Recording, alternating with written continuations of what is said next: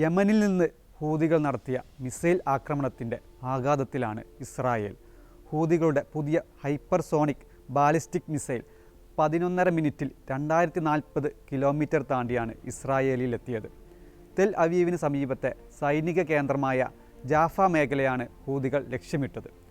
മിസൈലിനെ തടയാൻ ശത്രുക്കൾക്ക് സാധിച്ചില്ലെന്നും അത് ലക്ഷ്യം നേടിയെന്നും ഹൂതികളുടെ സൈനിക വക്താവ് യഹ്യ സാരി പറയുന്നു. 20 ഇൻ്റർസെപ്റ്ററുകൾ മറികടന്നാണ് തങ്ങളുടെ മിസൈൽ ഇസ്രായേലിൽ എത്തിയതെന്ന് media office deputy head Nasruddin Amer പറഞ്ഞു. ഈ ആക്രമണം ഒരു തുടക്കം മാത്രമാണെന്നും അദ്ദേഹം മുന്നറിയിപ്പ് നൽകി. ഫലസ്തീൻ 2 എന്ന മിസൈലാണ് ആക്രമണത്തിന് ഉപയോഗിച്ചത്. മിസൈൽ വിക്ഷേപിക്കുന്നതിൻ്റെ ദൃശ്യങ്ങൾ ഹൂതികൾ പുറത്തുവിട്ടിട്ടുണ്ട്. 2150 കിലോമീറ്ററാണ് ഇതിൻ്റെ ദൂരപരിധി. ശബ്ദത്തേക്കാൾ 16 ഇരട്ടി വേഗതയിലാണ് ഇതിൻ്റെ സഞ്ചാരം. അയൺ ഡോം പോലുള്ള ലോകത്തിലെ അതിനൂതന പ്രതിരോധ സംവിധാനങ്ങൾ മറികടക്കാൻ ഇതിന് സാധിക്കുമെന്നും ഹൂതികൾ അവകാശപ്പെടുന്നു. സെപ്റ്റംബർ 15 രാവിലെയായിരുന്നു ഇസ്രായേലിനെ ഞെട്ടിച്ച ആക്രമണം. മിസൈൽ വരുന്നതിന് മുമ്പായി തെൽ അവീവിലും മധ്യ ഇസ്രായേലിലും അപായ സൈറണുകൾ മുഴങ്ങി. ഇതോടെ ജനം സുരക്ഷിത കേന്ദ്രങ്ങളിലേക്ക് മാറി. ഏകദേശം 20 ലക്ഷത്തിന് മുകളിൽ ആളുകൾ ഇത്തരത്തിൽ സുരക്ഷിത കേന്ദ്രത്തിലേക്ക് മാറിയതായി ഇസ്രായേലി മാധ്യമങ്ങൾ റിപ്പോർട്ട് ചെയ്യുന്നു. പ്രതിരോധ സംവിധാനം ഉപയോഗിച്ച് മിസൈൽ തകർത്തുവെന്നും ഇതിൻ്റെ ഭാഗങ്ങൾ ഒഴിഞ്ഞ സ്ഥലത്തും റെയിൽവേ സ്റ്റേഷന് സമീപവും പതിച്ചതായും ഇസ്രായേൽ സൈന്യം വ്യക്തമാക്കി. സംഭവത്തിൽ ആർക്കും പരിക്കേറ്റിട്ടില്ലെന്നും അവർ അറിയിച്ചു. തെൽ അവീവിൽ നിന്ന് 20 കിലോമീറ്റർ അകലെയുള്ള മോദിൻ സ്റ്റേഷൻ്റെ ഗ്ലാസ് തകർന്നതിൻ്റെയും ഒരു ഭാഗത്ത് തീപിടിച്ചതിൻ്റെയും ദൃശ്യങ്ങൾ പുറത്തു വന്നിട്ടുണ്ട്. മിസൈലിൻ്റെ ചീളുകൾ പതിച്ചാണ് തീപിടുത്തമുണ്ടായത്.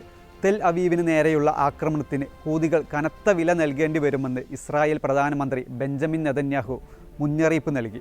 അതേസമയം ഹൂതി ആക്രമണത്തെ പിന്തുണച്ചുകൊണ്ട് ഹമാസും ഹിസ്ബുള്ളയും രംഗത്ത് വന്നു.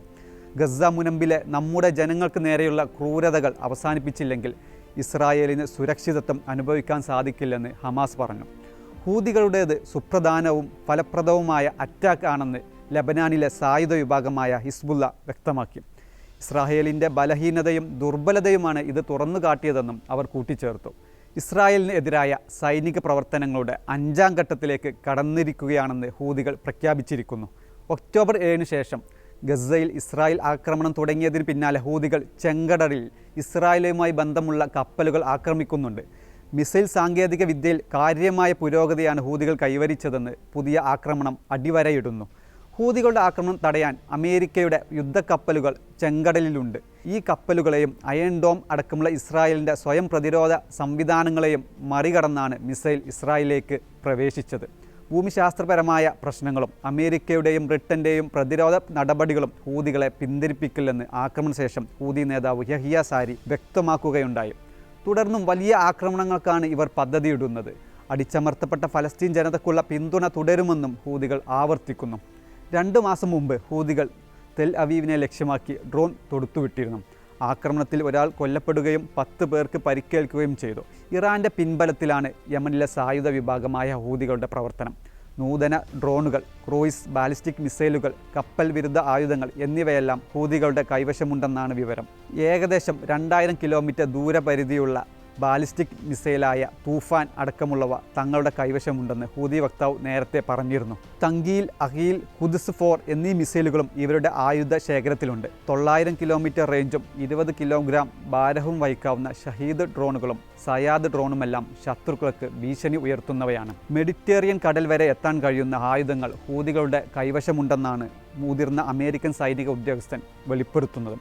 ഹൂതികൾക്ക് ബാലിസ്റ്റിക് മിസൈൽ അടക്കമുള്ളവ ഇറാനിൽ നിന്നാണ് വരുന്നതെന്ന് അമേരിക്ക ആരോപിക്കുന്നു. ബുർഖാൻ, ഖുദ്സ് 1 തുടങ്ങിയ മിസൈലുകളിലെല്ലാം ഇറാൻ മുദ്രകൾ ഇവർ കണ്ടെത്തിയിട്ടുണ്ട്. ഇറാൻ്റെ ആയുധങ്ങളോ പരിശീലനമോ ബുദ്ധിശക്തിയോ ഇല്ലാതെ ഹൂതികൾക്ക് ഈ നിലയിൽ പ്രവർത്തിക്കാൻ സാധിക്കില്ലെന്ന് കാംബ്രിഡ്ജ് സർവകലാശാലയിലെ മിഡിൽ ഈസ്റ്റ് വിദഗ്ധൻ ഡോക്ടർ എലിസബത്ത് കെൻഡൽ പറയുന്നു. കരയിലൂടെയാണ് ഹൂതികൾക്കുള്ള ആയുധങ്ങൾ കടത്തുന്നത്. വിവിധ യുദ്ധങ്ങൾക്കിടയിലും നിരവധി ആയുധങ്ങൾ ഇവർ സംഭരിച്ചിട്ടുണ്ട്. യമൻ സർക്കാരിൻ്റെ ആയുധ ശേഖരണത്തിൽ നിന്നും നിരവധി ആയുധങ്ങൾ ഹൂതികൾ കടത്തിയിരുന്നു. അതേസമയം തങ്ങൾ ഹൂതികൾക്ക് ഹൈപ്പർസോണിക് മിസൈലുകൾ നൽകിയിട്ടില്ലെന്നാണ് ഇറാൻ പറയുന്നത്. റഷ്യയാണ് പുതിയ മിസൈൽ നൽകിയതെന്ന ആരോപണവും ഉയരുന്നുണ്ട്.